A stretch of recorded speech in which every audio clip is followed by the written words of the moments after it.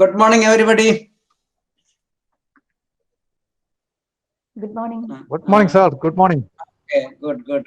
I think I opened my slides. I want to know whether it is visible, my slide presentations. Oh, this thing. Yes, sir. It's visible. You can present. Is it visible? And am I audible? Yes, sir. You are Okay. audible. Very much audible. Okay. Then we will start. I think I express my sincere thanks to the organizers, especially Dr. Anil Kumar and the going to be Dr. Arya Sindhu and others I express my sincere welcome to all those who are going to hear me. And this presentation is actually my experiences in the entire Western Ghats. During the last 25 or 30 years, I have been in the Western Ghats for the simply exploration, not for invention, for explorations. I enjoyed it, and many times I felt myself lost in the fieldwork.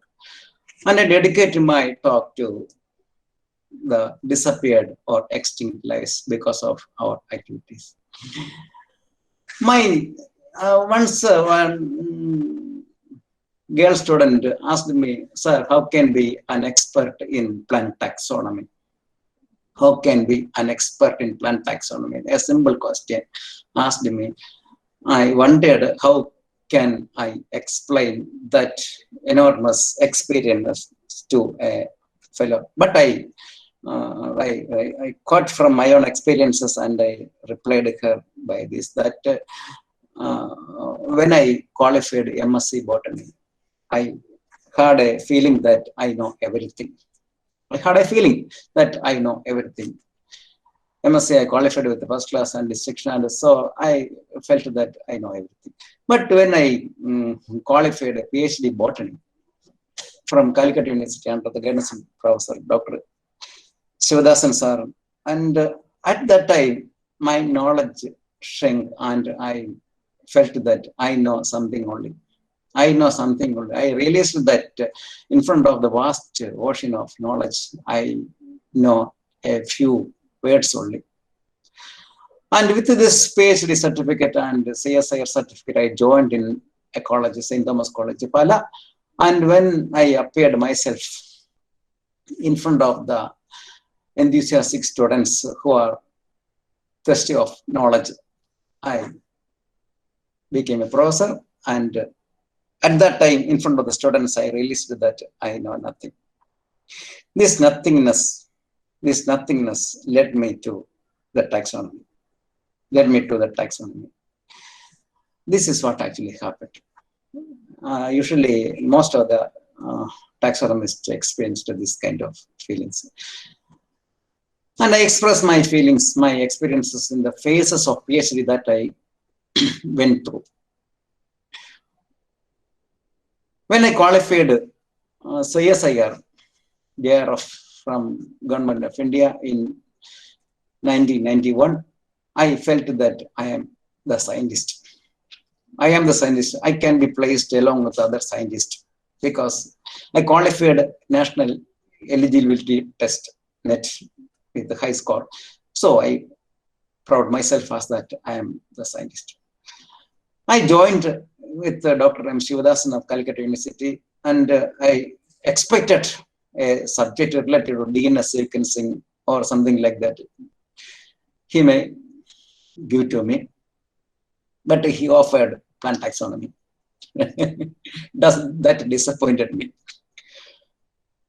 And when I met my friends, I said them that I was given a subject of plant taxonomy. With a big laugh, they discouraged me. Why, Jomy, you are joining to plant taxonomy, an old subject?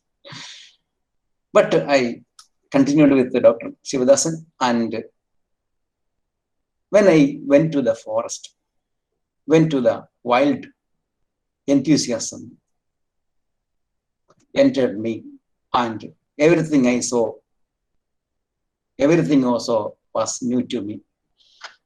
Even the tiny plants I could not identify. So they are new to me. That felt to me that plant new to me is new to the science also. I wrote a lot of papers, sent to the journals, and within no time, they sent back the manuscript with the comment that you send the publication to other journals. Feedback from the journals are very sour. And I presented the matter in many seminars. From there also, I got very harsh comments. So the feedback of my effort from the journals and the seminars were not good. By the reply, actually, I realized myself, I'm not even a scientific scholar. I'm not a scientist, not even a scientific scholar. That feedback from the journals and the seminars actually developed me. Their harsh reply developed me. They taught me how to write scientific papers. And after some 10 years of my PhD career, I acquired two characters. One is the capacity of judgment, and the second is justification. These two things, the capacity of judgment and justifications, actually make one research fellow to write the thesis. Then only he realized how rhododendron is there in South India, how that Haplothismia belongs to the monocot family in Paramukala National Park. And then they judge how and why this happens. And he justifies what he did, what is the relevance of his doings in contribution to the science. Then only he can write a thesis. He can write a thesis. Now we are moving to plant taxonomy. There are 4 branches of taxonomy. You might have learned from the MSc classes in some branches of plant taxonomy, but I realized these 4 things. One is description. One is description. We are describing another one, which is also having the same life. And second is identification. We are identifying a plant from other plants, and we put a name to the same plant, and we put that plant in a classificatory system. These 4 things are the basis of plant taxonomy. Then regarding the history of plant classifications, my concept is that in the earlier classification that done by Linnaeus, 1 taxonomist and 1 character. Linnaeus, the single taxonomist, he selected 1 or few characters, and by the character he could classify the entire plants into 24 classes. A beautiful approach. By a single 1 or 2 characters, he could classify the entire plants, including algae of the earth, into 24 classes. Such a judging capacity I could not see in any taxonomist. Only a single character he could classify. Now we are classifying the entire angiosperms or entire plants by the single character DNA sequence date. By the single character DNA sequence data, we are classifying the entire plants, and that is basis of the DNA barcode authorities. The second classification is 1 taxonomist and many characters. 1 taxonomist and many characters. It is the natural system. Natural system developed by George Bentham and Joseph Darton Hooker. And the third one is 1 taxonomist and 1 idea. This single idea is evolution. Even though Charles Darwin have many connections with the George Bentham for developing the classification done by him, to inculcate the idea of natural evolution also in the classification of Bentham and Hooker, it was not reflected. But in later, Adolf Engler classified, he paid the first attempt to inculcate the idea of organic evolution into the classification. He had 1 idea. On the basis of that idea, the early phylogenetic system came into. one taxonomist, and one idea. And the fourth step is one taxonomist, many ideas and many characters. Numerous ideas, numerous characters, and many taxonomists dealt this, and their result came into a new approach, Angiosperm Phylogeny system. That is a history of classification. Now come to one taxonomist and one character Linnaean system. Linnaeus believed that, according to the Linnaeus, we might be in confusion that are the plants evolved through one character only? Now we believe that evolution is heterobotany, each character evolving according to its own ability to catch the food and breeding places among other species. That is the basis of the evolution. Now, one taxonomist and many characters, that is natural system. In that board, I placed blocks of 1 to 100. Each block is numbered with a number 1 to 100. And I placed the first number in the lower line, number 1. And I asked one child of 2 years age to place the second number, which is more similar to or most similar to the first number. Now we are literate people may place and definitely will place 2 second of the first. But a child who is less than 2 years age placed with a wonderful mechanism, it is 11. Because he released that 11 is the most similar block, similar to the first block with the number of 1. And this was done by a very old children whose name was George Bentham and Joseph Platter Hooker. That is the natural system of classification. Then third one is early phylogenetic system. One is the Inclarian concept, and that is human-centric. Human-centric. It is named after a scientist, Adolf Engler. And the second one is plant-centric because it is named after a plant, Rannellian concept. So the first concept is our concept regarding the diversity of the plants. The second concept is our concept more similar to the concept of the organism itself, that is plant-centric, whatever it is. Then third one is Angiosperm Phylogeny Group.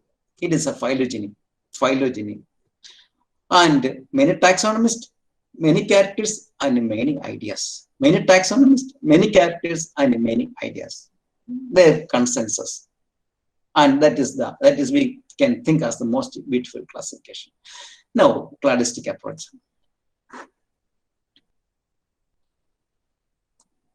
Cladistic approach. It is actually an Aadhaar card of a taxon.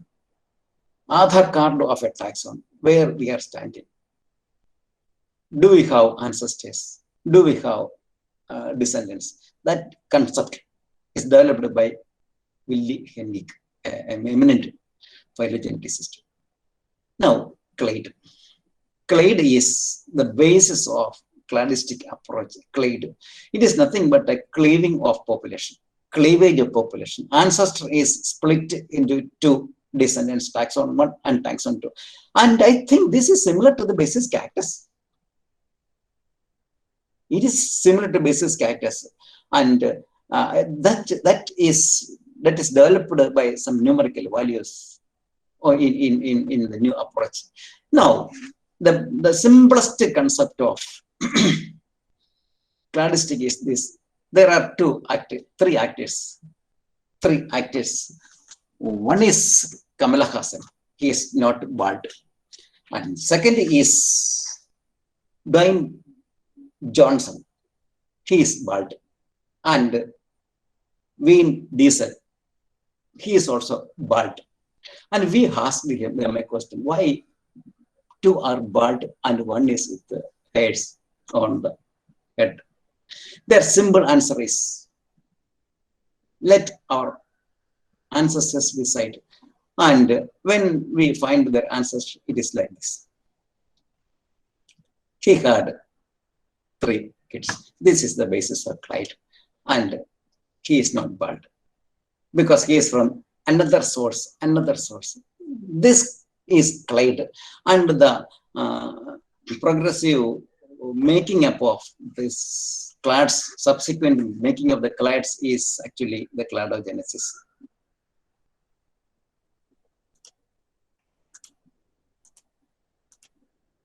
This is cladogenesis, evolution.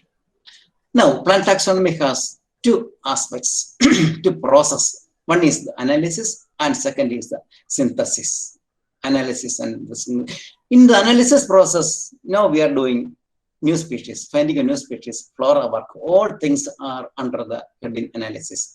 And synthesis is new classification. It's not old classification, it is a new classification. If we are offering a new classification, we are in the synthesis field of synthesis phase of the plant taxonomy. Now, analysis. Analysis has describing a new taxa, segregation of new lower groups, inclusion and exclusion of taxa, splitting and merging of taxa, all things are coming under the process analysis.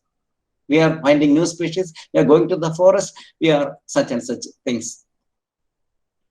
And the synthesis is a classification process, new perspective and approaches, new ideas, new areas of taxonomic characters, segregation of higher level major groups, phylogeny, finding of early deep branching, where from the nymphaceae formed from the ranials.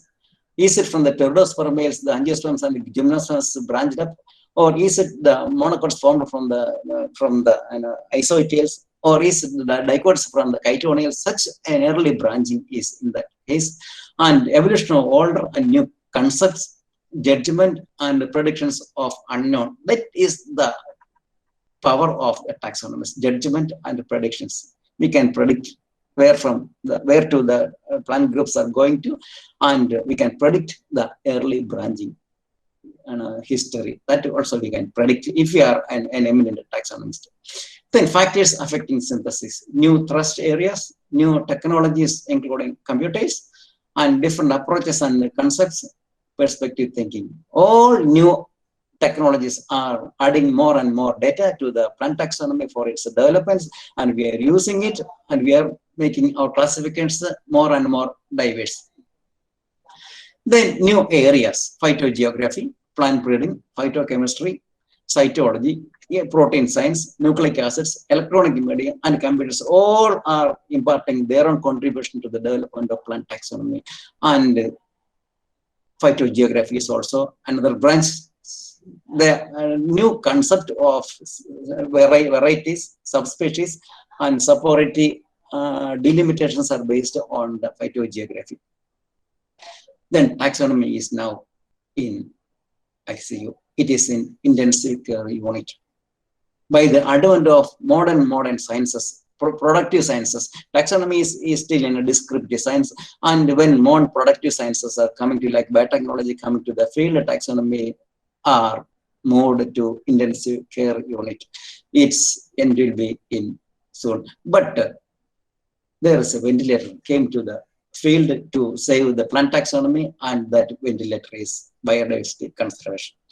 Conservation biology has no substitute other than the plant taxonomy. Plant taxonomy is the basic source, basic requisite for any policy making in biodiversity conservation.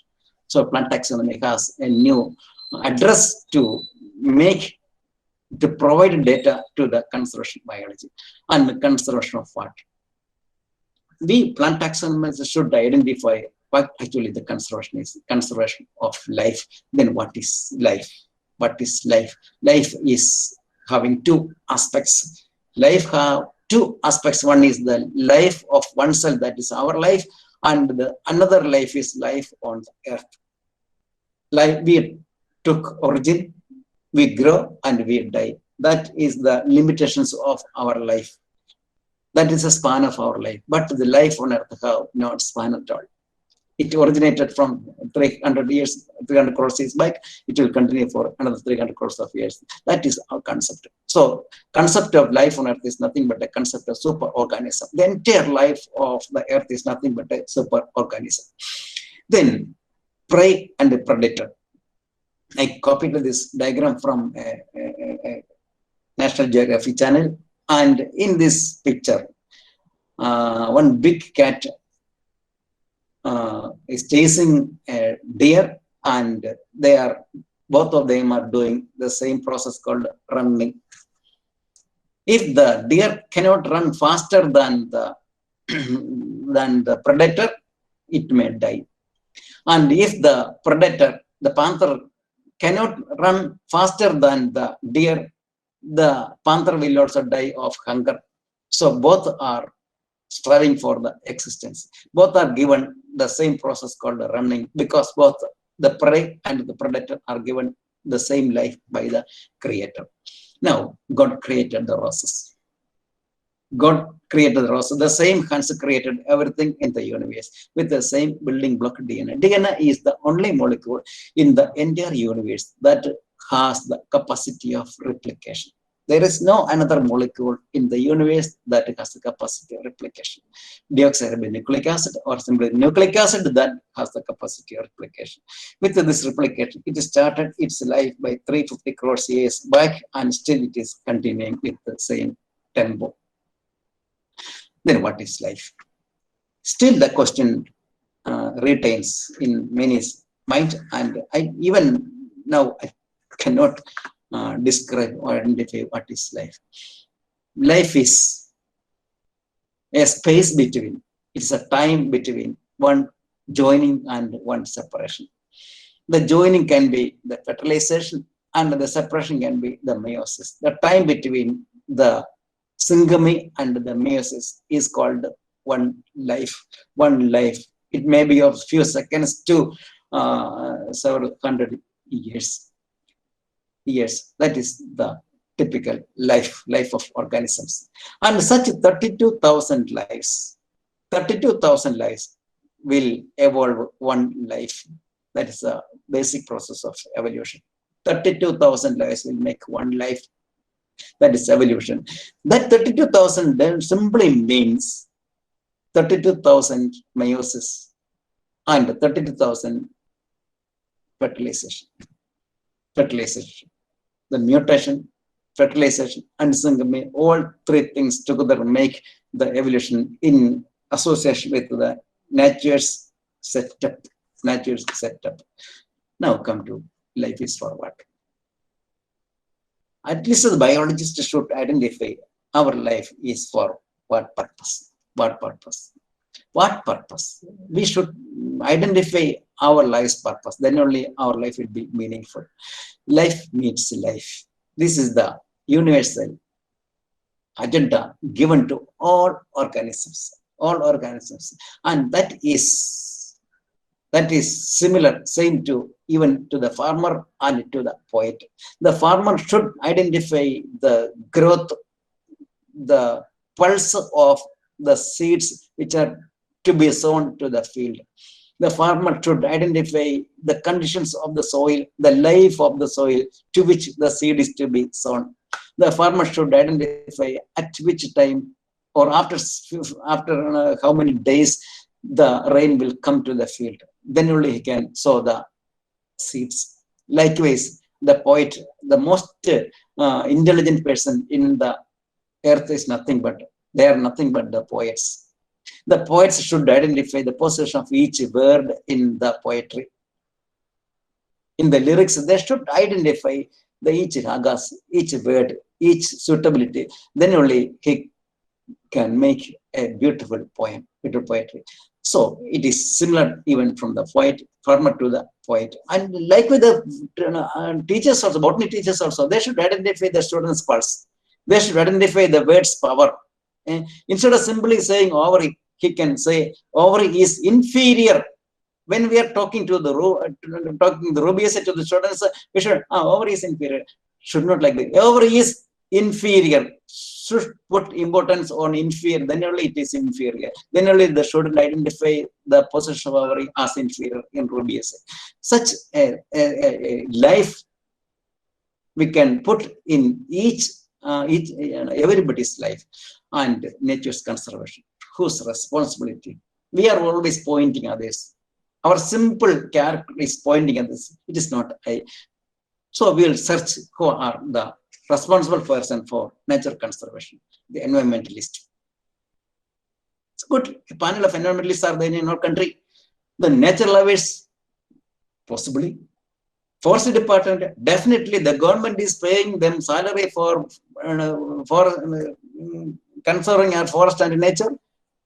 The Green Tribunal, they have their own power to decide certain factors. Green Tribunal, or even court and law departments, they know the law, they know how to implement the law. And even the government can put more policies, they can adopt more action plans. So the government can do also do the conservation, or even the panchayat. Recently, panchayats administrative bodies are given power to design the various conservation policies. In the biodiversity monitoring committees, they can also do. Or are the educationists, the teachers, botany teachers and zoology teachers, are they the people who are responsible for the conservation of nature? Can be. But it is all putting finger on others, pointing finger on others.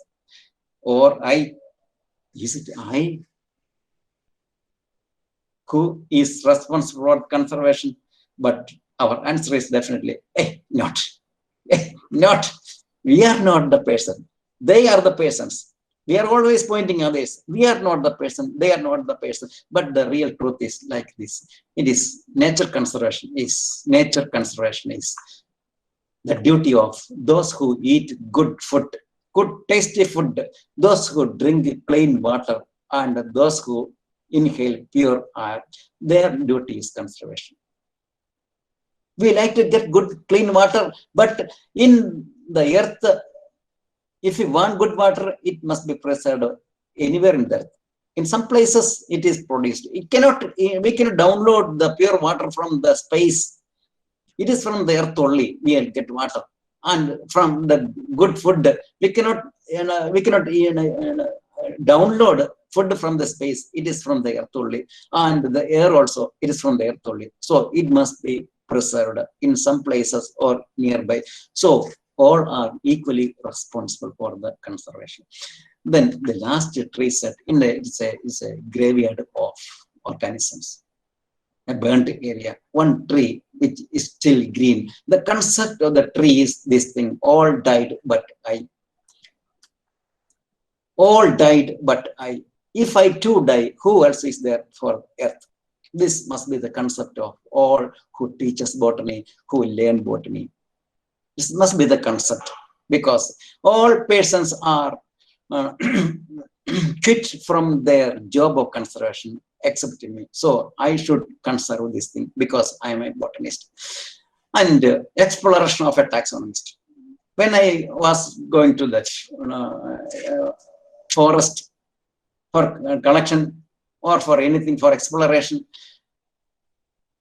on seeing any new plant, my simple question was, are you the most beautiful one whom I am searching for? Actually, that was my journey. I was traveling to see the most beautiful one, most beautiful creation on the earth. So my question to all new plants I am acquainting with, my question was, are you the most beautiful one whom I am searching for? But the reply was very much disappointing. No, there is one more person more beautiful than me here. There is one more person. There is one person more beautiful than me here. This was the answer. For the last 30 years, I am hearing from a plant where I'm meeting first. This is the basis of discovery of a new species. So far, I could discover 27 species. And in the discovery of all the species, this was the concept. There is one more person. There is one more species. There is one more chance. There is one more opportunity in front of me. That during my guideship also, I imparted them to the students. There is one more chance. Don't regret. There is one more chance, because our chance may be the second. Our chance may be the second. So there is one more chance. Discovery. That's the basis of discovery of new species. Then evolution of the ecosystem and vegetation of India. We are going to the details. In that, the motto of the seminar is actually jungle to the journal. I think so. Jungle to the journal. I'm sorry to the organizers because I am still in the jungle. I am still in the jungle. I am not grown to enter to the journal. I'm still in the jungle. And evolutionary ecosystem. This is the plate tectonic movement. Started 119 million years back, and it moved the continent, supercontinental Pangaea split into Gondwana, Eurasia, and the movement done by taking millions and millions of years, and finally the India collided to the Asian mainland, receiving new and new latitudes and longitudes. Then India. This is India that collided to the Asia with a limiting hill called the Himalayas. At that time, India was with only 10% of Gondwanian original vegetation. The entire other part of India were actually open basin. There were vegetations, and all these vegetations of carboniferous nature buried to the central part of India due to heavy earthquake, lava flow, and volcanoes explosions. Most of the 90% of the original vegetation of India were buried to the central part and to a biggest plateau in the entire world, that is Deccan Plateau, and these buried trees were now became the coal that we are excavating now. To the India, the vegetation came from two kinds of vegetation came to India. Two kinds of vegetation. One vegetation came from the Malaysian part, and that moved through the Assam gateway, enter into the Aravallis, and thereby enter into the Western Ghats, and it moved to the Western Ghats and reached the Sri Lanka. Then, after this movement, India was undergone another migration called the dry tropical materials from the tropical African countries. They are all dry materials making the vegetation of the Deccan. This is the earlier or past vegetation movement of India, which undergone. Then habitats, whether dry or not, whether humid or dry, habitats at every place of the earth is nothing but the wombs of Mother Earth. It is having no substitute, no place of substitute. And this is the special gift to biology students. We can be a member of universal brotherhood. Only the biologists can do so. We are living in the planet of life or the planet of love, where people are happily dealing with us, the brothers. Then come to nature. Diversity of three kinds: genetic diversity, species diversity, and ecosystem diversity. When we are coming to genetic diversity, all variations in one species is genetic diversity. It is huge, but we cannot even encounter. We cannot imagine the magnitude of genetic diversity. And this is so. Then this is also that. Then genetic diversity. How many kinds of mangoes in our state, in our country? How many taste of jackfruits? Every jack tree is different from other.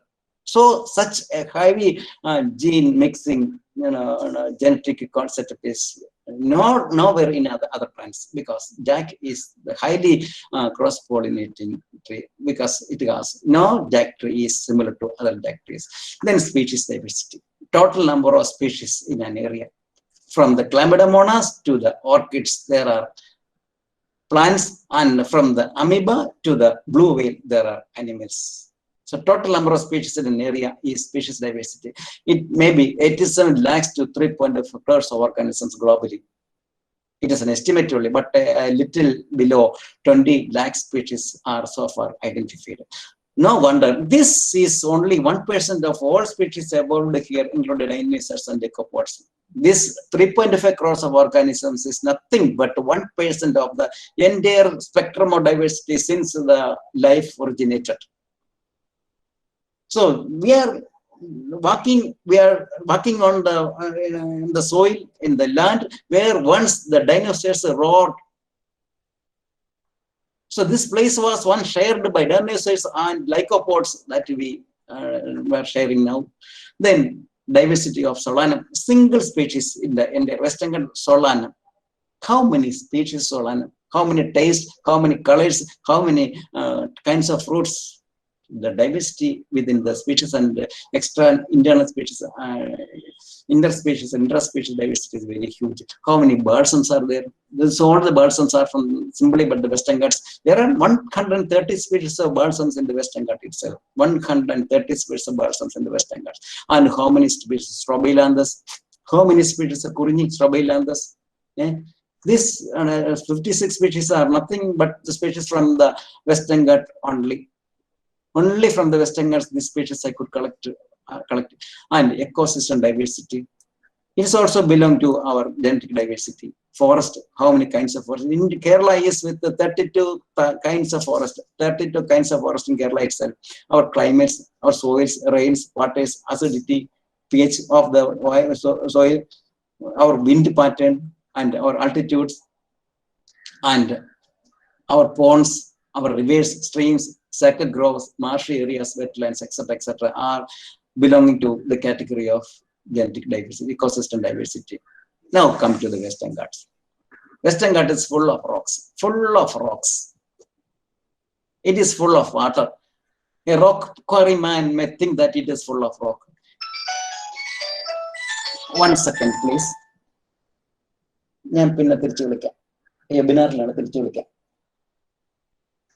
Okay. It is full of soil. A tipper man may think like that, full of soil. A tourist operator may say that it is full of tourist spot. Also, he may think that it is full of good climate. A timber mafia may think that it is full of timber. Politicians may think that it is full of people, and like that. Western Ghats is with the one side, rain-fed area, full of rain. Now also we are experiencing heavy rain. And the other side, eastern side, is with the shadow of the rain. That is a Deccan. Now we are looking the Western Ghats from the sea on a ship. And the northern part, in the Maharashtra northern part, there is the Mahabaleshwar, Panchgani area. And to the south, there is a huge, it's a beautiful plateau called the Cass Plateau near to the Satara. This is Satara. And south to the Satara, there is a Sindhudurg, full of eroded hills. And below, south to the Sindhudurg, there is a Bababudan hills full of grasslands and Shola forest. From the Bababudan hills south to, there is a place called Shimoga. Very large number of endemic places, the plants and animals are there. Then south to the Shimoga, there is Kottayam National Park. Large number of endemic species are there. Then Coorg, a very special microclimate situation is there at Coorg. And in the Coorg, the cold climate is very harsh. We will feel it less than 0 degrees centigrade, even if the centigrade is 10 degrees centigrade. Then Nilgiris, a beautiful association of plants and animals are there in Nilgiris. The name of the place is also because of Nilgiri of the Skundianus, Strobilanthus Skundianus. Then there's a wide gap, a 35-kilometer wide gap is called it. Western Ghats, there is Palakkad Gap. South to the gap, there is an offshoot of the Annamalai, that is Nelliambari Hills.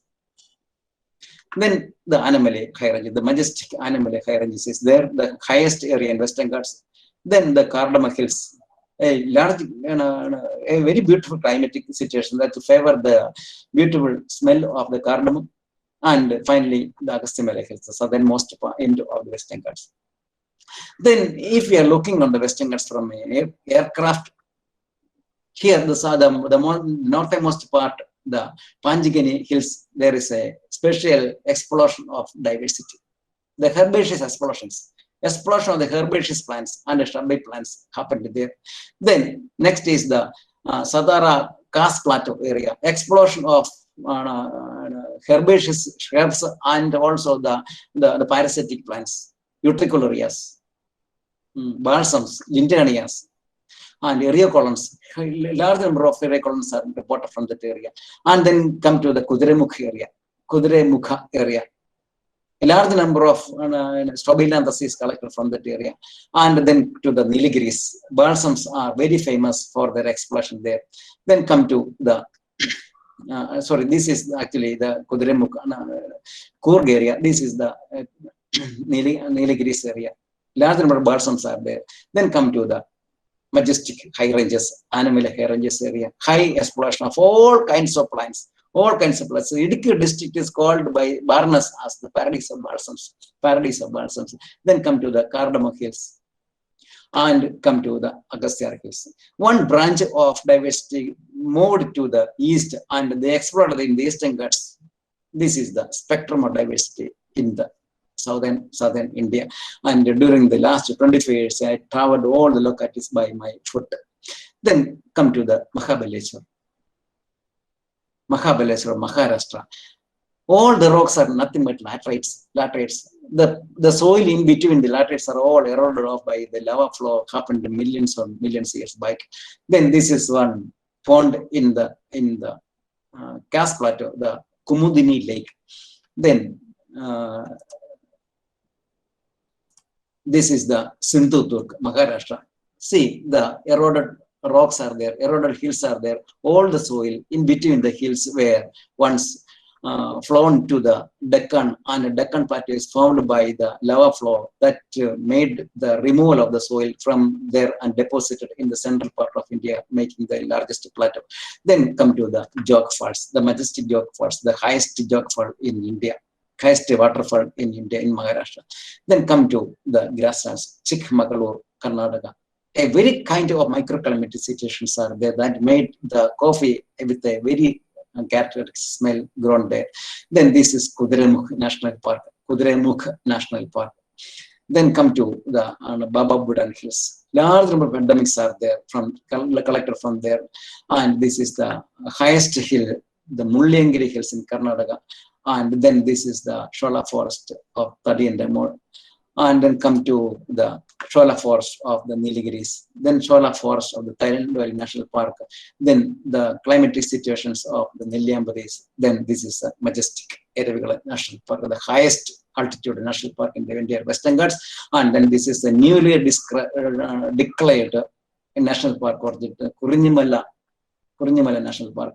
And then this is one branch of vegetation that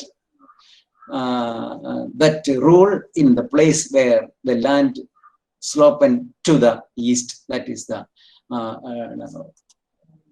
then this is the majestic Agastya Hills, the southernmost end of the Western Ghats. Then in the Western Ghats, this is the thing. It is a showcase of life manifestations. Showcase of life manifestations. And then this is a golden tree fern only in the Erevigala National Park. It is a Jurassic relic. Then these are the rivers that drains from the Western Ghats that flown to the west and to the east, And this is a very specific kind of vegetation present in the Western Ghats, that is a Mexico Sambo forest. Now we are going to see the species. Species is the thing that we really deal with. When your teacher in the class say you about dicotyledons, the question in front of us remains. The question opens, which dicot? Dicot. Then Gamopetale, okay, Gamopetale, that still is out of our range. Then the teacher says bicarpellate, okay, bicarpellate, that is also not touching us. Then polymonials, teacher says polymonials, okay, that is also a familiar word, but not much enough to touch us. Then Solanaceae, okay, Solanaceae is a family of thick solan plasma and numerous ovaries. Okay. Then the genus Solana. Okay, Solana, very beautiful with the small prickles. That also. Then teacher finally says that Solanum lasiocarpum. Our question ends because by saying Solana lasiocarpum, we meet the real species Solana lasiocarpum, the Anamodumutica in Malayalam. It is a wild edible plant, more sweet than more taste than the tomato or the brinjal. By knowing this, by hearing the name Solanum, our question ends. We reached a plant. Then what can we do as a taxonomist is know it. Know the plant. What all things in front of us, try to know it, even if it is a grass, then love it. By knowing it, the second day also we look on it. The third day also we look on it. The fourth day, if it is not there, we will be sad. If the plant is not there in front of the house, we will be sad. Then the last one, let it reproduce. Let it reproduce. That is the whole duty that we can do for the conservation of biodiversity. That is actually needed from a eminent taxonomist by the plant itself. Then what is flora study and field work? We are going with the guide or to the along with the students or with the teacher. We are going to the field. We are collecting plants. But what actually flora study and field work? It's what is actually flora study. Are the plants just raw materials? Life meets life. This is a process of meeting life with the life. We are the life, and we are meeting another life. That is a basis of our work. Then only we are able to collect the plants. Then only we are qualified. We are qualified, deserved to collect the plants, cut the plants, dissect the flowers, and all such things can do if we realize the plants are also having life. Plants are billions of years senior to us, but we claim ourselves as their custodian. They are not mere specimens. Plants are not mere specimens. They are life. They are life, equally qualified to us. We are not senior. We are not the custodians. We are nothing but their co-traveler. That concept you have to develop for the field work. Then usually in the classroom, in the first edition classroom or in the first MSc classroom, the teacher come to the class and they ask you a question. Why did you select botany? Why did you select botany? This is a usual question. And we usually say that we like and we select botany. So this second word is completely a foolish answer. Completely a foolish answer. It is a fake answer also. We like and we selected botany. But what actually happened is we are selected by botany. We are selected by botany. There is large number of students in the college, but the botany teacher come to our class only because we are selected by botany. We are selected by botany. I love Mammootty, Mohanlal, Kavya Madhavan, etc., Amitabh Bachchan, etc. But if I am loved by these stars, we will be more happy. Likewise, we select botany, but it is more happy to hear that we are selected by botany. So definitely proud to be a biologist. This is a gift God given to us. Don't hesitate, because we are the people. We are the only people who are selected by the nature to be studied. So come to plant identification. With this concept, we identify plants. With the concept only, we are going to identify the plants. There are three features required to the plant identification: knowledge of technical terms, sincerity, and patience. We know some meanings of the technical terms: opposite, becosite, acuminate, serrate, cerulate, crenate. Such words we have to acquaint with. Then we have to show maximum sincerity to the plants, because the plants are being dyed by our identification process in our dissection table. So as a last resort, we have to show them some sincerity for counting the number of stamens. For measuring the length of the leaves, for identifying the type of the trichomes, number of ovules, nature of the placenta, we have to show some sincerity to the, and we have to pay patience. It is not a switch-on process. It is an experimenting process. We have to show maximum patience in front of the plants when we are going to identify the plants with our knives and forceps. So these three things are necessary for plant identification. So in classroom practice, we are identifying the plants by looking on flowers and fruits. But in the field, we are identifying the same plant by leaves, bark, canopy, and other field characters. And recently, there is a trend appeared among the scientists, among the teachers, students of botany, plant identification by digital photo.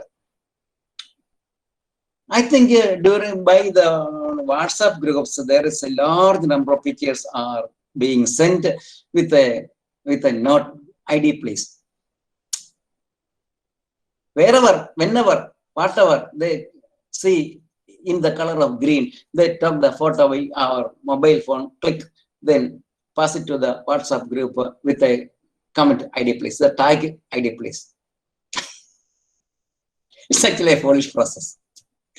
But recently, I thought about that, and I found that who can identify these plants? Who are deserved to identify plants? Who can identify? So by identifying a plant, by looking on the photo,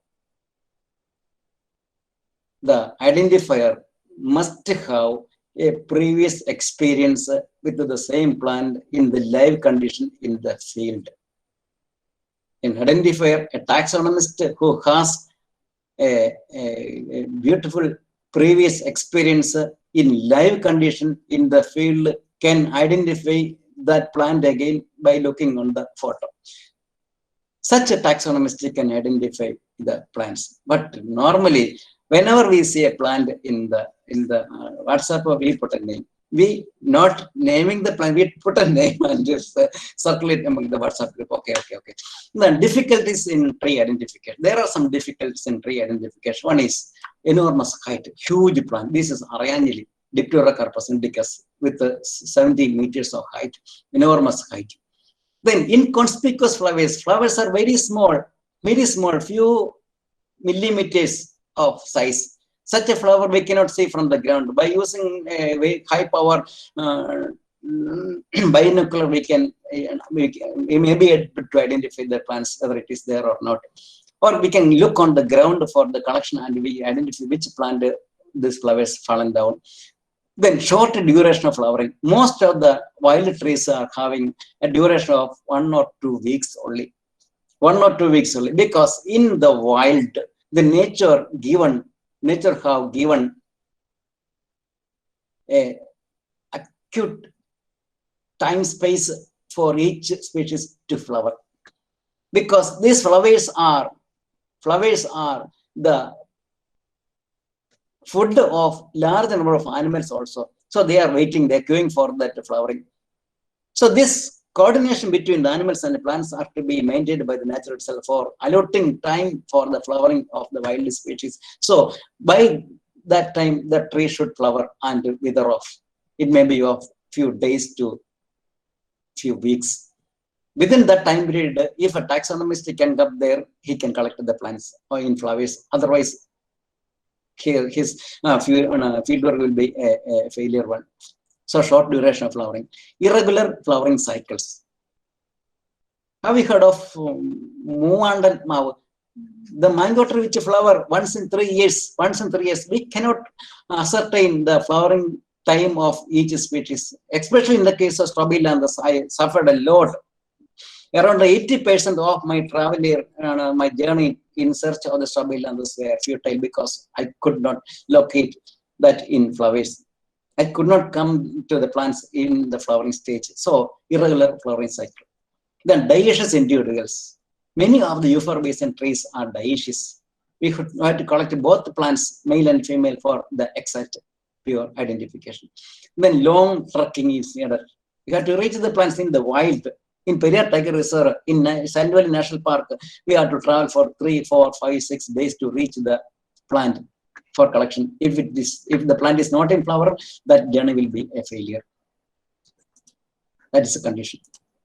Then field characters, size, habit, stem, leaves, petiole, leaf blade, except the flower, all things can be a character.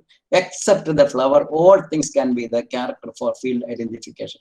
See the fruiting of the tree, the myristica, the buttress root, the bark, it is the fissured bark, and then the lenticels, and finally the leaves. Leaves, phyllotaxy, nature of the leaves, shape of the lamina, size of the lamina, margins of the leaf blade, lateral nerves, petioles, hairs on lamina, lot of characters we can use. So this is the leaves arrangement, natural leaves. So alternate leaves, opposite leaves, whorled leaves, size and shape of the lamina is significant, simple leaf, compound leaf, and palmately compound leaf, the bipinnately compound leaf, and the hairy nature. See, the left one is with the star-shaped hairs, the other one is glabrous, and the margins of the leaf is also significant for the identification in the field and venetion pattern. See, this is the Myristicus member with intramarginal vein. This is the leaf with the 3 ribs.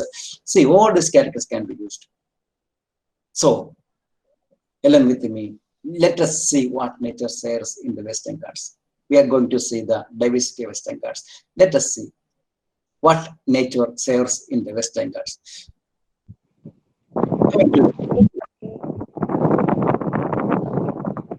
Coming to the Akandese. One. Pardon? Any comment? Okay. Coming to the Akandese, one of the beautiful genuses, Barleria.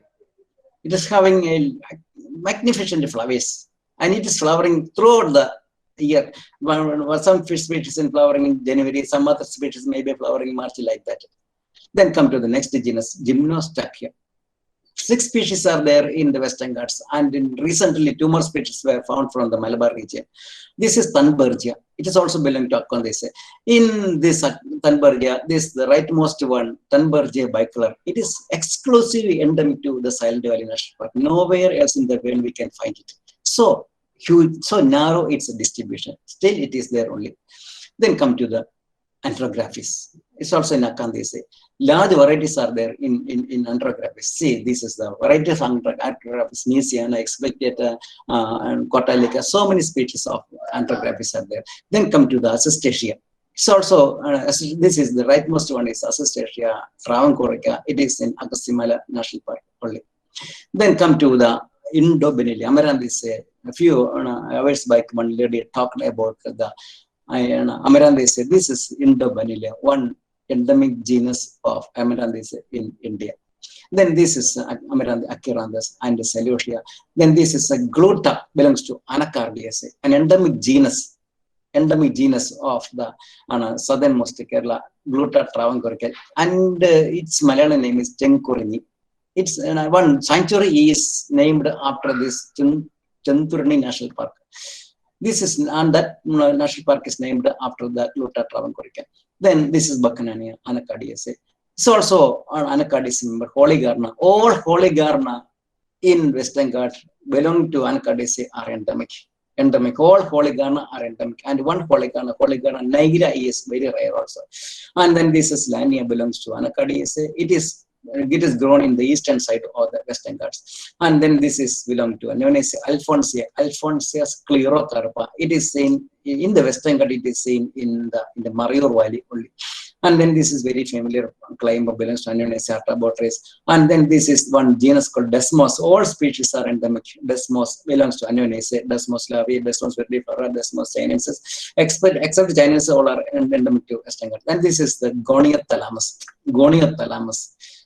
Almost all the species of Goniathalamus in Western Ghats are endemic, belongs to Angiosperm. All are evergreen also. And then this is Metrifera. Metrifera grows in eastern side of the Western Ghats, especially in the rain shadow regions. And then this is belongs to, when we come to Apocynaceae, this is Agonosma. Agonosma usually grown in the rocky evergreen forest. And then this is the Carissa, belongs to Apocynaceae. Carissa inermis. Carissa carandasa is famous cherry, but this is Carissa inermis. And then this is the Holarina pubescens, belongs to Apocynaceae. And then this is again a plant called Echinocarpus, belong to Apocynaceae. And then this is Parsonsia spiralis Apocynaceae. The filaments are spirally coiled. And then this is the famous Wrightia, Apocynaceae, Wrightia of famous medicinal plant for the psoriasis. And this is, it's a fruit with the seed with the comas. And then coming to Asclepiades, the famous genus is Ceropegia with a large number of endemics. And recently also Ceropegia new species are found, and myself found a Ceropegia areata parensis last month. And then this is Carilluma, grows in the drier part of the Western Ghats, especially the eastern slopes. And it has no sepals, but the petals itself is beautiful. And then this is Hemidesmus Asclepiades. And then coming to the Tylophora, another genus of Asclepiades, with some endemics, Tylophora rotundifolia, Sevelinatosa, Bermani, Tylophora prostata. And then this is a very beautiful genus of epiphytic nature, belongs to Asclepiades, that is Hoya. All are with the beautiful flowers, all are epiphytes and all are endemic also. Then this is Ceropegia, and coming to Holostemma, a climber, a leafless climber, usually growing in dry areas of the Western Ghats. And then coming to Vernonia, the majestic species with a large number of endemics, some are very narrow endemic also. The hill Annamudi is a home for large number of endemic Vernonias. And I think nobody is in the field of studying these diversities, because I think they are still in the wild. They are still in the jungle. We are entered in the journal, but we are not out of the jungle now. Then this is one plant whose name is Adenone indica. I watched this plant for several minutes and I identified that which flower blooms first in the morning. Which flower blooms first in the morning? The flower which faces the sun bloom first in the morning. The flower that directs towards the east blooms first in the morning. So this is another genus Anaphylis. This around 90% of the plants are endemics in the Western Ghats. The Western Ghats high elevation grasslands are actually decoratively painted by the presence of this Anaphylis. Decoratively painted with the large number of varieties, large number of species are there, and almost all of them are endemic to the grasslands or the Western Ghats. Then another genus called Senecio. Senecio is, I think, the largest genus of the world. And this Senecio is present from the low altitude to the high altitude grasslands or the Western Ghats. Some 70 species of Senecio are there in Western Ghats, and all are beautifully decorating the high altitude hills or the Western Ghats, especially the grasslands. Then coming to the impatiens, the majestic genus impatiens. 132 species are there in the India Western Ghats. They are epiphytes, they are terrestrials, they are loving the water, they are nearly loving the sunny areas. They are mostly present in the humid tropical forested regions in the Western Ghats. They are having large number of adaptations towards their climatic conditions. Their hairs, their flowers, their breeding agents, their pollinating agents, and their high diversity. Their genetic setup is also highly variable for variations, I think so, invasions. And this indicates the presence of water. This indicates the presence of very genuine and authentic and climatic situations in the forest. If in forest one species of balsam is there, we can assign that this area is potential. This area is potential. Still, the microclimatic conditions are safe there. We can come in this. And then begonias. Most of the begonias are in the evergreen forest, in the rocklands.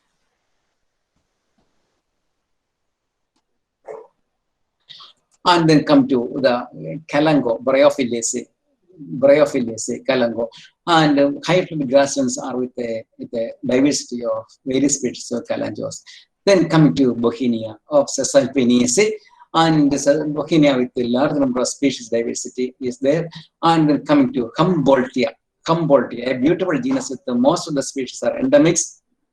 Humboldtia unijuga, Humboldtia Brunonis, and Humboldtia walliana. All of them are endemics to the Western Ghats. Then Cisalpinia of Cisalpinaceae, it is having some variations. Then coming to the Cassia of Cisalpinaceae, large number of species are there. First, most of the species of Cassia are introduced to our area. Then Capparis of Capparidaceae, with the high species diversity is there, and they are seen in all kind of climatic situations, including the evergreen forest and to the deciduous forest of the Western Ghats. Then Euonymus is another beautiful genus of floral plants belong to the family Celastraceae. Almost all of them are having high species, high coloring patterns to attract various kinds of pollinators to the flowers. Then coming to the beautiful genus Garcinia, belongs to the family Cruciaceae. Almost all of them are providing beautiful fruits also. Most of them are edible also, and all of them are medicinal also. They are, and almost all of the Garcinia species are endemic to the Western Ghats, especially the evergreen climates. Then Calophylla, another genus of the family Cruciaceae. See, most of the tallest species of plants belong to the family Cruciaceae. And then coming to the species Mesua. Mesua have 4 species in Western Ghats. All the 4 species are endemics in the Western Ghats. Mesua flower is very attractive and hospitable because this Mesua flowers are showing high level of hospitality. Because of its flowers, it welcome the insect honey hunters from the early morning hours till the evening hours. And to each honey hunting insect, they are giving equal amount of nectar, because nectar is free. It is an unique amount to all species of nectar hunters. Then Terminalia. Terminalis is the high diversity species is there, and terminal travangorens is this, the right lowermost one. Terminal travangorens is endemic to the Kerala. And then the species, the genus Diospyros. Most of these Diospyros are spreading in almost all the climatic situations, in the grasslands, in the deciduous forest, in the evergreen forest, and such areas are fully covered with the Diospyros species. And except 1 or 2 species, Diospyros are not edible. Then coming to the genus of Hopia, belong to the family Dipterocarpaceae, Dipterocarpaceae, 2-winged foot, that is Dipterocarpaceae.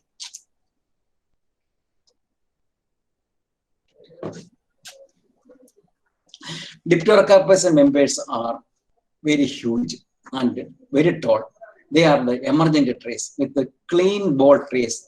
To some 30 to 40 meters of height, the trees have no branches, then only the branches. This is one plant called Bacteria indica. It is endemic to the lowland evergreen forest of the Western Ghats. By looking on the leaves, we can identify whether it is bacteria or not.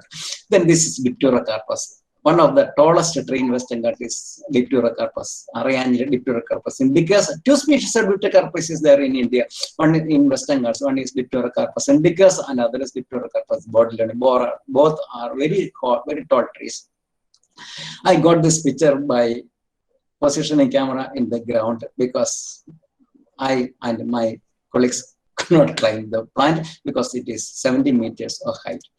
Then coming to Shoria, one species of Shoria is there in the Western Ghats. Shoria robusta, Shoria, and other species are there in the central India and North India. But Shoria aptera is there in the Western Ghats. It is there in the dry areas, especially the Mayur Valley of Western Ghats. Then coming to the Droseraceae. 3 species of Drosera are there in the Western Ghats: Drosera indica, Drosera peltata, and Drosera burmanii.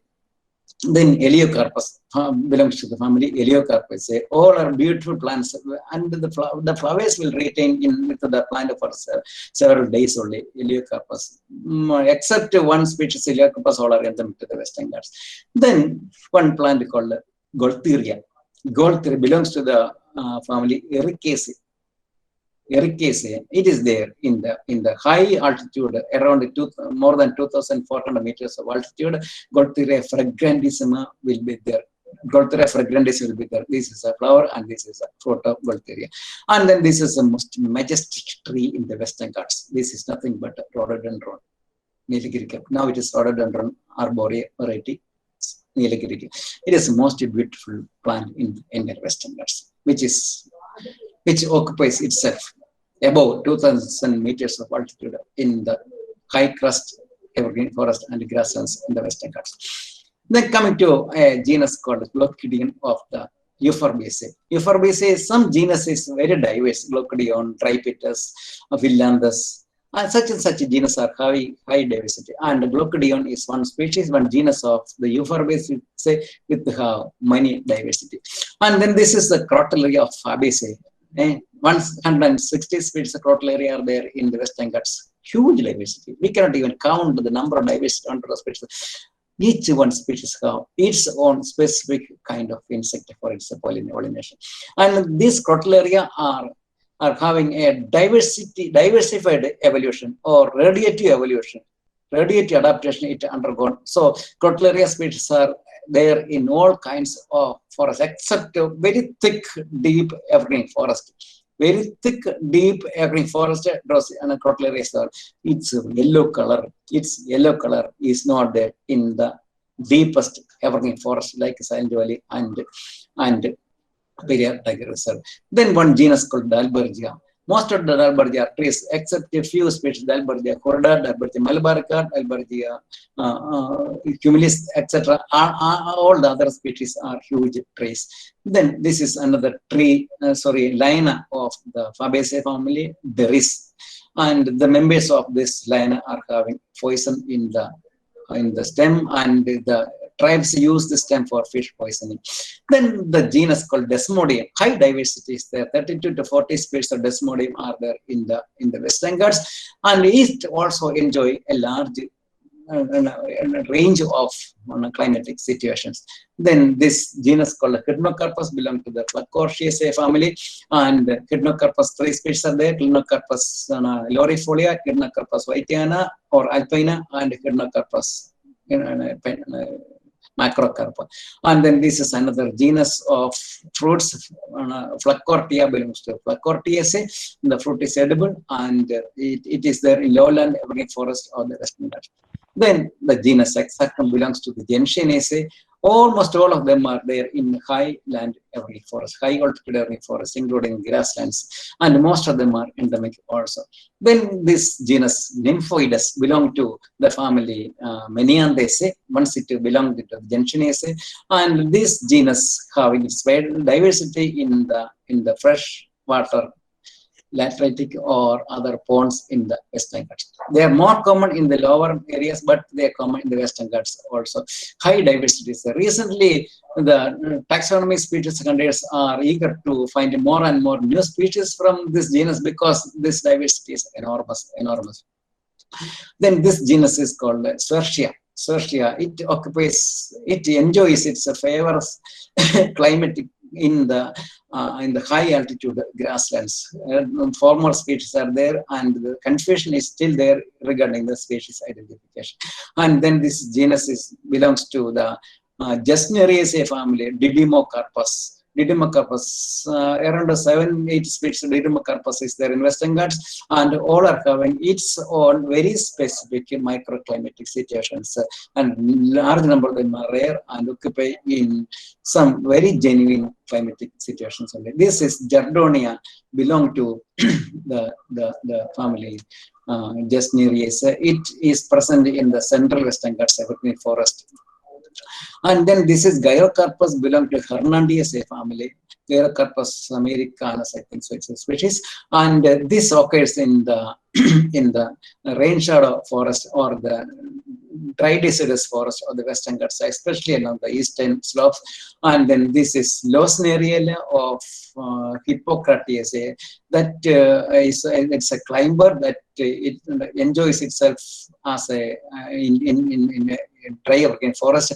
And then this is Hypericum belongs to Hypericus, now it is in Closiaceae, and it occupies its position in high altitude grasslands, and its presence changes the color of grasslands to yellow at some times. And then this is Lucas of Lamiaceae. In our classrooms, our teacher may show Lucas aspera or Lucas lavandulaefolia, or sometimes Lucas biflora, but this is the diversity Lucas. 32 species of Lucas is there in the Western Ghats, and almost all of them are endemic also. Some Lucas are exceptionally beautiful in its hairy pattern. This is Lucas fruticosa having high ornamentation. And then this is Pogostemon, this is the Coleus. Its species is now changed to various number of genera, but its flowers are still attractive. Its shape, boat shape, declined corolla, it is very famous, but its presence is more common in the high altitude deciduous forest. Then coming to the genus of the family, Lauraceae. Lauraceae is having three characters. One is the color of the leaves, and second is the smell of the leaves, and third one is the smell of the bark, and it's a granular nature. Bark is granular. That is why the bark of this Lauraceae is used and powdered to form the samprani, like incense things. And most of the things are having high fragrance in their stem. Then this is cinnamomum. Cinnamon is cinnamon bark, cinnamon leaf is also extracted from this plant. And then this is Actinodaphne. Almost all the species of Actinodaphne are endemic to the Western Ghats. And then this is some plants belongs to utricularia. Lendibularis, utricularia. Large diversity of utricularia are there in the Western Ghats. People are, taxonomists are looking at the utricularis for the possibility of new species, because utricularia, each water area, each water habitats, there is one new species of utricularia. There's Loganiaceae family, Strychnos. Some Strychnos are climbers which are occupying in evergreen forest, Strychnos hygienia, Strychnos colubrina, and Strychnos lenticellata, and some are in dry areas like Strychnos potato. Then this is the members of Loranthaceae members, and this requires special host plants for its habitat.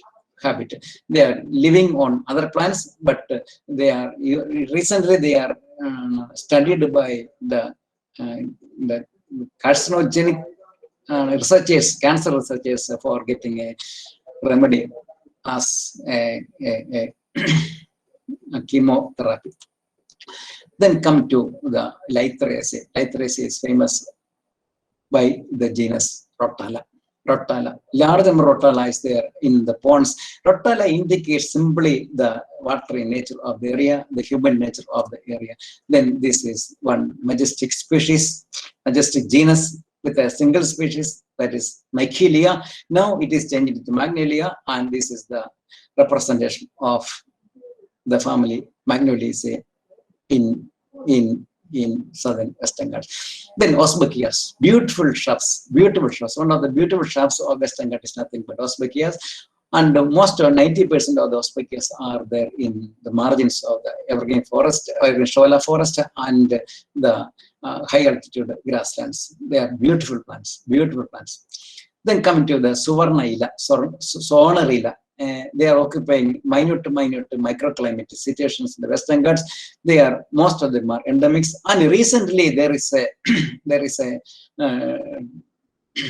a movement of young taxonomists to search out the Sonorillas, because Sonorilla are showing high level of variations. Most of the species of Sonorilla show high level of variations, and I don't know whether these variations are enough to make segregate into new species, but people are searching after Sonorillas for making new species or desegregating new species. Okay, now come to Mimicillon, beautiful shrubs which flowers in very narrow period only, which flowers retains for a few days only, and the color itself is making the plant more beautiful. Mimicillons. Then coming to Aglaya, another tree genus of the family Melaceae, which is very common in the Western Ghats. Melaceae is having some 12 to 13 species in the Western Ghats. Most of them are endemic to the Western Ghats also. Then coming to the genus Ficus, there are 37 species of Ficus in the Western Ghats, and all of them are having high adaptability, and because of their root, leaf, and fruiting patterns, and they are umbrella species. They are dependent species. They are having their own specific site of pollinators for making the trap pollination by the fig. Then come to the Artocarpus, the genus Artocarpus, with the 3 species: Artocarpus integrifolia, Artocarpus hirsota, and Artocarpus lecucha, like Argumisianus. See, when this jackfruit matures, it produces smell. When this angeli fruit matures, it produces a color, and this has no smell and those color. See, this color is identified by arboreal mammals, and this smell is identified by the arboreal mammals, and the color is identified by the birds. And so there is a beautiful segregation of the seed dispersals in this genus. Then coming to the Meristica, a large number of areas in the Western Ghats are placed with the Meristica Sambu forest. Then this is the largest genus in the evergreen forest of the Western Ghats, the Syzygia. High level of diversity. High level. You see, the forest, hill forest of the Western Ghats is earlier called by the term laurels and myrtles, full of laurels and myrtles. So Myrtaceae members, Syzygium and Eugenia, are having its own clear dominance in the entire Western Ghats hilltop vegetations because of the species Syzygia. And this Syzygium flower is not in same season, but different seasons, autumn season, winter season, all are having their own narrow seasons for producing their flowers. Then this is fruits from the Myrtaceae in the evergreen forest. In the evergreen forest, even though we are having stock of food like bottled food with us, we can eat any fruit belonging to the Myrtaceae. It is very healthy, and myself, I survived in several days also in the forest by eating this Myrtacean fruit. I enjoyed this field work with the empty stomach at many times because I was not disappointed by the nature. Then the Scrophularius members, Lindernia, high number of species diversity. And recently, some few taxonomists are with the new species Lindernia, but it is high time to revise the genus Lindernia in the Western Ghats. And I am calling younger field scientists for this thing. And then this is Strigia, one of the genus of parasitic origin of Scrophulariaceae. And then this genus Pedicularis, which is having its distribution in the highland grasslands only, Pedicularis Hamiltonia and Pedicularis Ceylanica. This is on genus Taurinia with 6 species in Western Ghats, and then this is Taurinia Traungorica, and then this is Taurinia Kottalensis. Then this is the largest orchid in the Western Ghats, Platandera Susanne, and then this is some orchids. These are also orchids, and in the forest, I experienced no loneliness.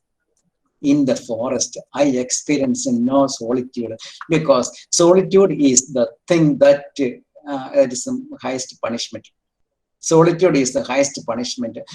And in the forest, in the early days of my exploration, I experienced some solitude. But after loving the plants, I felt no solitude, or enjoyment in solitude, or no solitude. Then coming to the majestic orchid, Malabar daffodil, Ipsia malaborica, what a shape. A person with the heart, with a beard, and with a nose, with the hairs, beautiful mimicry. Then come to Trichosanthus of Western Ghats, then Piper species of Western Ghats. Last month, I could collect a piper from Patchipadalam of the Wayanad district of Kerala state, India, with a spike length of 72 centimeters. Say, wonder to me, a spike of 72 centimeters length, if it is bred with the Piper nigrum or Pannur of our agricultural land, we we can make miracles. Western Ghats is having still a high level of genetic diversity. Then Pittosporum, a rare genus, which is used as antivenom against snake bite. It is called Analivegam in Malayalam. And then this is Polygala genus with a high diversity in the grasslands. Most of them are useful. And the leaves, the roots of this genus is with the smell of iodix, special medicine given to the release the pain of our body pain. Iodix smell is there in the root. Polygala is in Polygalaceae, and its diversity is also very high. Then Rosaceae is a beautiful genus called Rubus. Its common name is raspberry, and all the fruits are eaten. All the fruits are eaten by me during my early field work, and it is there about 2,000 meters of altitude in the grasslands and shunted working forest. Then Rubiaceae with the Canthium. With the 7 species, the Canthium is there in the evergreen forest and in the deciduous and the scrub jungles.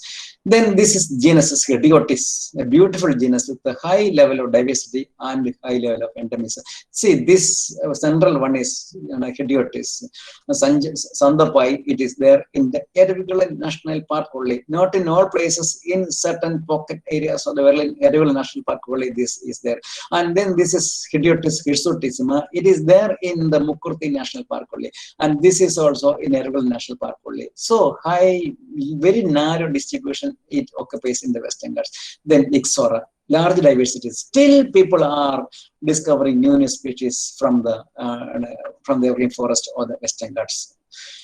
Then coming to Ophioraca, a purely studied genus in the Western Ghats, because most of them are seen in the crevices, in hillocks, in small areas in the Western Ghats, especially in the ground vegetation of evergreen forest. Then coming to Simplocaceae family, high diversity is there. Most of them are endemics, and some are declared as extinct also. Then this is Gruvia, belong to all the habitats of the Western Ghats. Some are there in sholas, some are there in deciduous forest, some are there in scrub jungle, some are there in evergreen forest. See, its adaptation is very high. Then coming to the genus Balsams, it is a beautiful balsam, and it showed me the use of cosmetics to beautify ourselves is actually a foolish idea. Then the shape of the flower is also wondered. And I much wondered about the shape of the flowers, how this shape is, it acquired the shape. Which insect is having the same shape? Who knows? Still, exploration is needed in the Western Ghats. Then coming to my special thing called the Strobilandus. And it is a poor genus, came to India from the Malaysian region after the India collided to the Asian main part. It has 3 features. It is monocarpic. It flowers once only in the lifetime. When it flowers, the flowering is gregarious. All members flower, and it flowers and it dies off. After its flowering, it dies off. Most of them are neo-endemics. Then distribution of Strobilandus in the Western Ghats. This is the distribution of Strobilandus in the Western Ghats. See, from the Maharashtra to the Agastya Malay, this barcode is the barcode of distribution of Strobilandus in the Western Ghats. Strobilandus Agastya Malayana, seen in the southernmost part of the Western Ghats. This is Strobilandus amabilis in the Nilgiris only. This is Strobilandus Anamilek in the southern part of the Western Ghats only. And then this is Strobilandus Andersoni. It is present in some pocket sholas in the Erivan National Park only. It's a discovery I did after its publication of 160 years back. It discovered in 2006 from the Western Ghats, from the Erivan National Park only. And then this is Trabelanthus barbatus in evergreen lowland forest. And then this is Trabelanthus aurita in the evergreen forest. This is Trabelanthus callosus. It is the pride of the north and western Ghats, especially Amboli Peak. And then this is the Trabelanthus campanulatus in the lowland evergreen forest. And then this is Trabelanthus canaricus in the southern western, the central western Ghats. And then this is Trabelanthus ciliatus throughout the western Ghats. Trabelanthus consanguineus southern western Ghats, especially the Nellambadi hills. And then this is Trabelanthus cordifolia eastern side of the Nilgiris. And then this is Trabelanthus cuspidatus in the rain shadow evergreen forest. And then this is Trabelanthus decurrens in the evergreen forest, especially in the Nellambadis. And then this is Trabelanthus dupini in the evergreen forest of the cuttings, rock cuttings in Kerala only. And then this is Trabelanthus foliosus, distributed from Agastya to the Coorg. And then this is Trabelanthus gracilis, the most beautiful species of this genus. It is common in the high ranges of Kerala. And then this is the flowering of Trabelanthus homotropous. This is Trabelanthus homotropous. It occurs in the Shola forest of the Irregular National Park.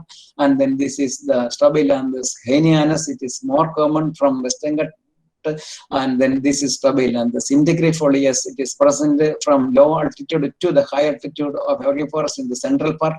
And then this is Trabelanthus ichthyocephalus, very common in the Satara Khas plateau of the northern western Ghats. And then this is Trabelanthus Jomy. My students paid their gratitude towards their guide by naming this plant. And then this is Trabelanthus kannani. This is Kannan, a forest watcher who dedicated his life while doing his duty in the forest 2 years back. And then I named this plant with his name Trabelanthus kannani. Then this is Trabelanthus kunthianus. This is Trabelanthus lanatus, the most beautiful plant of this species of this genus according to Anderson. And then this is Trabelanthus lawson, which is present in the margin of Shola forest in the Silent Valley upper reaches. And then this is the Trabelanthus lupulinus, which is very common in the central western Ghats, especially the Shimoga area. And this is Trabelanthus luridus, which is common from Agastya to the Kottayam part of the western Ghats in the southern part of the Karnataka. And then this is Trabelanthus malabarica. We found it as new species from Paidalmala National Park. And then this is Trabelanthus Neboldi, which is not common, very rare in the western Ghats. And then this is Trabelanthus micranthus, which flawates only after 50 years of growth, which is very common in the Irregular National Park. And then this is Trabelanthus microstychia, which enjoys in the evergreen shola habitat. And then this is Trabelanthus nilgiriensis, which is flowering for years. It is present in and around the Nilgiri hills. And then this is Trabelanthus papulosus, which is exclusive endemic to Botany hills of Karnataka. And then this is Trabelanthus pyrrhotitianus, very exclusive endemic to the Mukkurthi National Park. And then this is Trabelanthus palaniensis, which is common in Palai, not only Palai and almost all other part of the western Ghats. And then this is Trabelanthus reticulatus. This is Trabelanthus rubicundus. This is Trabelanthus saintomiana. This is Trabelanthus sessilis, more common in the central part of Kerala. And then this is Trabelanthus sessilis ricci, which is very common, not only common, which is present there only in Khas plateau of the Maharashtra. And then this is Trabelanthus sessilis sessilioides, which is very common in the central part of the western Ghats, especially in the Kottayam and Kudiramukh region. And then this is Trabelanthus tristis, which is common in the Shola forest of the western Ghats. And then this is Trabelanthus urceolaris, which is common in the south of the Palakkad Gap in the southern western Ghats, especially in the Shola margins of the Irregular National Park. And then this is Trabelanthus Virendra Kumarana, which is common from Animalis to the Nilgiris along the evergreen forest. And then this is Trabelanthus violaceus, which is present only in the upper reaches of the Silent Valley National Park. And then this is Strobilanthes walkeri, which is either having island populations in the central part of the Western Ghats. Then this is Strobilanthes variensis, and then this is Strobilanthes whiteanus, which is very common in the Mukurthi National Park of the Nilgiris, and then this is Strobilanthes senkerianus with the 16 years of its flowering periodicity. This is a plant which is having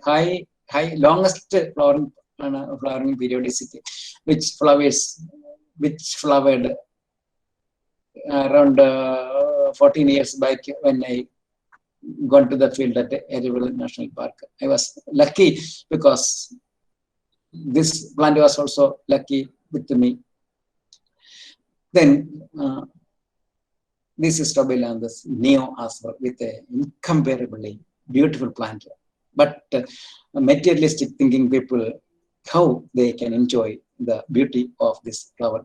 Then this is some beauty are indescribable.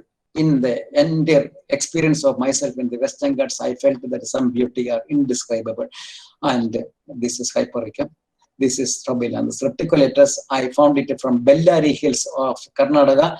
And when I was asking about the periodicity of a plant to a watcher who was there at the time, and his reply was very interesting. This plant will not bloom again. This was his reply. This plant will not bloom again because this is the area. This was the area.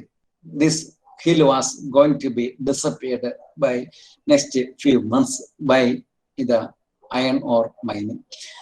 And when I asked, when I approached this plant, the reply of this Kurunji was very fantastic. How dare you declare me extinct? And plants and man. My last section is starting here, plants and man. The cinnamon tree said, my leaves how smell. You make fragrant bread, fragrant food using my leaves. My bark how smell. You increase taste using my bark, but my life have no smell. So you kill me and take my bark and leaves. That is our concept towards biodiversity. We use and we neglect. We use and we neglect. That is sir. Because I have a world, you have a world, but we don't have a world. That is our concept. When the Strobilanthes flowered in 2006 in the Erival National Park, the earth borrows the color of blue sky for a while. It is a showering of blessings. And this was the photographs I took at the time when the people were queuing to take ticket from a counter to see the blooming of Strobilanthes kundianus at Erival National Park. Such a queue I could not see anywhere to take ticket to see a shrub flowering. It's not for taking ticket for getting token to get liquor, or not to in front of a ration shop, or not for anything, not for seeing a movie or circus, but for seeing the flowering of a simple shrub. And in 2008, I could see 25 species of Strobilanthes bloomed together in the Erival National Park. Erival National Park only. It is an evolutionary coincidence because Strobilanthes flowered varies. Some species flowered by 1 year, some flowered 2 years, some flowered even by 16 years. All the 25 species are flowered together in the high ranges in 2008.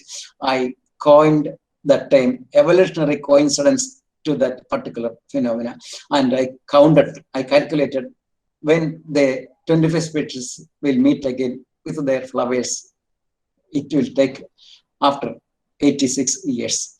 They bloom together again in the same habitat. I will not be there. Most of you also will not be there. But true to the nature, I can say that the habitat of Western Ghats will be there. And my plea was nothing but my prayer, let me have one more life when these 25 species come together. I am sure that I will not be there. I will not be there. Because I am of no matter. Most of you are also no matter regarding the conservation of biodiversity, conservation biology. I may be having a substitute. I definitely will have a substitute. And most of the things will have a substitute of human origin, but the nature will not have a substitute because it is insubstitutable beauty. That is nature. Smile of the creator. Smile of the creator. And this is the laugh of the creature that we, after setting fire to the forest, setting fire to the cradle of biodiversity, we laugh. Because extinction is a process, but death is not extinction. Death is not an extinction. You might stop with this extinction. Let ourselves allow the plant to do reproduction. Brother will die. Brotherhood won't die. Friend may die. Friendship won't die. You and I will die, but we won't die. Life will die, but life won't die. Life will die, but the life of oneself will die, but life of the entire earth, the superorganism, will not die. Because I call this age as age of appearing. Threat of biodiversity is nothing but the development of human greed. It is not the development, but the development of human greed is a threat of life. We sell nature for money, but money cannot bring back the nature at any cost. This hand is the hand of the Minister for Forest and Wildlife, and this tiny organism is asking to the minister, am I safe in your hands? Am I safe in your hands? The minister's reply is very interesting. I will kill you and I will die. Ni ko nyacha. In Malayalam, it is so. Ninne kollum nyanum chagum. Then nature conservation is very easy process. This was a huge rock. This is a huge rock. That rock was falling. I took the picture from some 15 years back. The rock was falling to the tomb of a Muslim person, and my students wanted to push the rock from being fallen to the tomb. I agreed. They were successful in their effort, that is nature conservation. Then come to the message of Chipko. Nature conservation is not the duty or not the claim of any person. It is the process of the nature who allow some person to do something. That is the message of Chipko. There was a village in Himalayas. Above the village, there is a forest. Above the forest, there is a permanent ice. The ice fall may happen up at any time to the village. The forest is the main hurdle. Some tree hunters came to the area and they wanted to cut the trees down. The village ladies prevented it by hugging each trees. They claimed that only after cutting themselves they can cut the trees. They were successful in that event. That is the message of Chipko. Then life for life.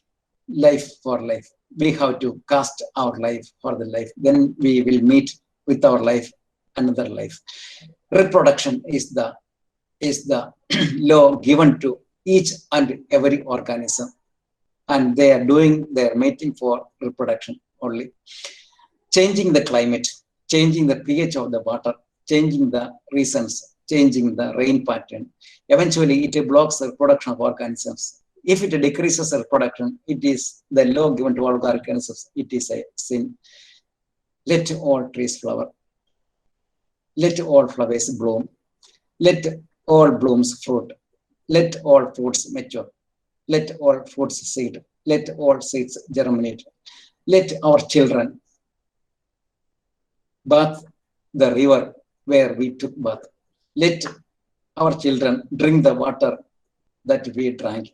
Let our children inhale the air that we inhaled. Let our children eat the food that we ate. We are new generation. We are new generation. For all mistakes committing, for all deeds, for all purchases, for all dealings, we have a common justification. Sir, we are new generation. Sir, we are new generation. That is a common justification by all people. I agree, we may be the new generation. But we should agree that we are not the last generation. We are not the last generation. Generation will come after us also. This is the bare rock.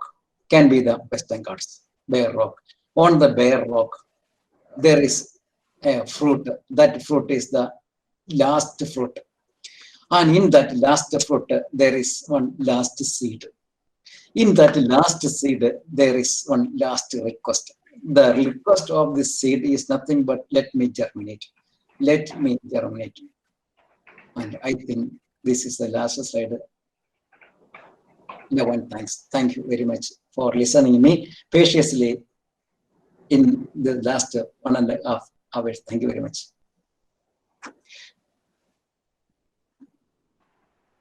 And I request all to raise the clarifications. Which you can ask. Thank you very much, sir. Thank you very much for your excellent presentation. You spoke from your heart about the things you always carried in your heart. We all felt very much connected with your talk. So the session is now open for discussion. I request everybody to ask questions.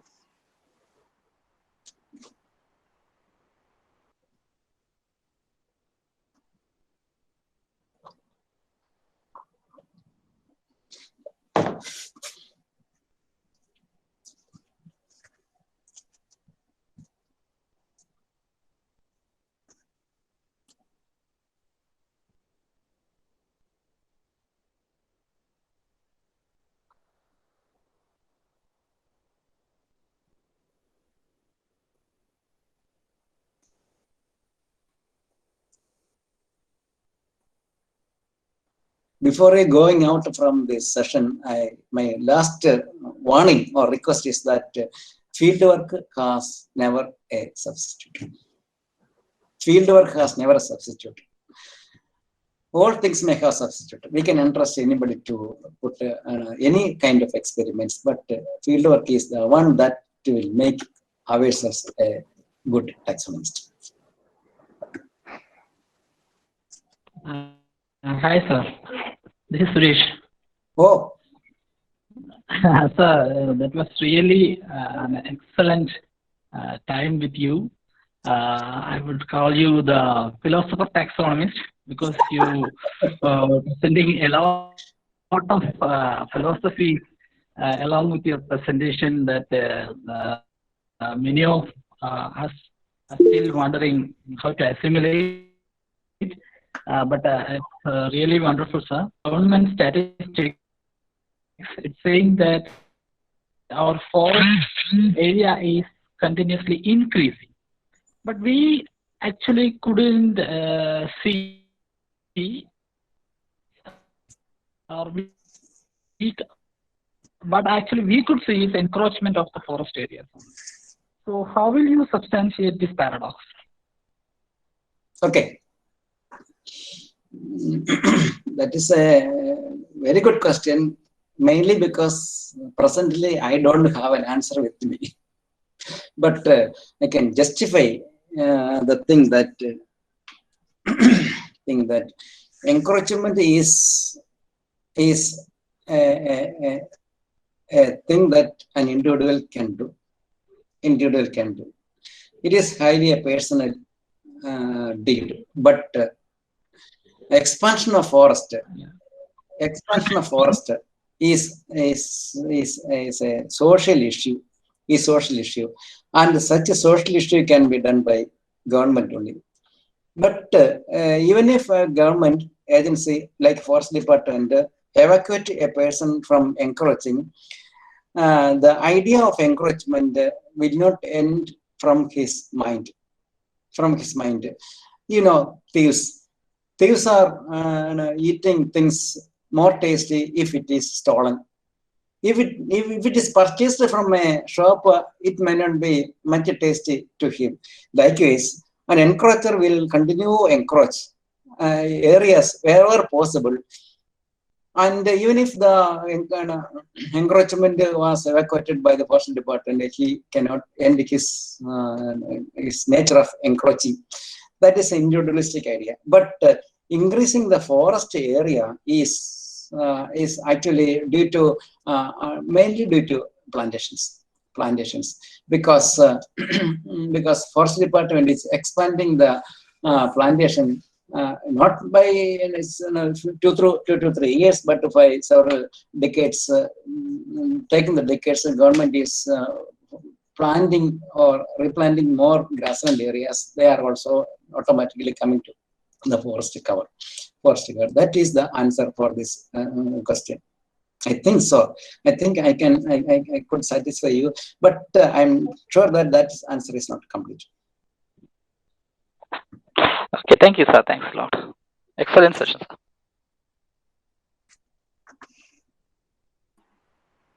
Sir, there is a question in the chat box. Can you please take a look? Pardon? There is a doubt in the. There is a question asked in the chat box. Can you please take a look? Yeah. Surely. Thank you so much.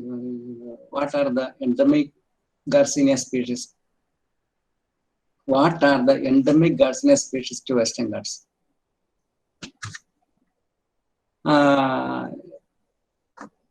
To dear Ashish, are you hearing? Ashish Kar, are you hearing me? Hello? Okay. See, Garcinia belongs to the family Closeaceae. Most of the Closeaceae members are endemics, especially the tree members. Garcinia, what are the endemic Garcinia species? The question: Garcinia cova, Garcinia echinocarpa, Garcinia sandochymesa, Garcinia indica, and Garcinia whitiana, Garcinia morella, Garcinia pushpangadani, Garcinia malabarica, Garcinia spicata. See, there are number of species, not in a single species, but a large number. Most of the species of Garcinia are endemic to the Western Ghats. Again,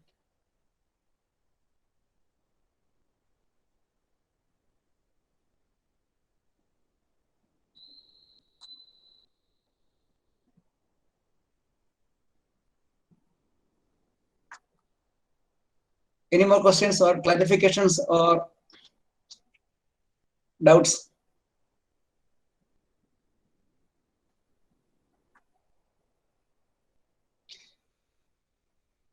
Anyhow, thanks to the organizers for inviting me, because I initially said that I am still in the jungle. I am not still entered the field of publications. Even though I have some publications, I am still out of the publication. I am ready to share my knowledge, my experiences in the forest. I am very poor in reading books. That is why I am not in the field of journals. Most of the time I spend in the jungle, and so I was not getting time to read books. Okay. Thank you very much, sir. As I have already said, that was very philosophically and we could connect very much with you. You spoke with a lot of heart, and thank you so much from biology community. Thank you very much. It is because during my early ages of my research, I was lonely in the forest. I enjoyed a lot of solitude, and so I made a friendship with animals and plants during my early period of the research. That is why automatically I became a little bit of a philosopher.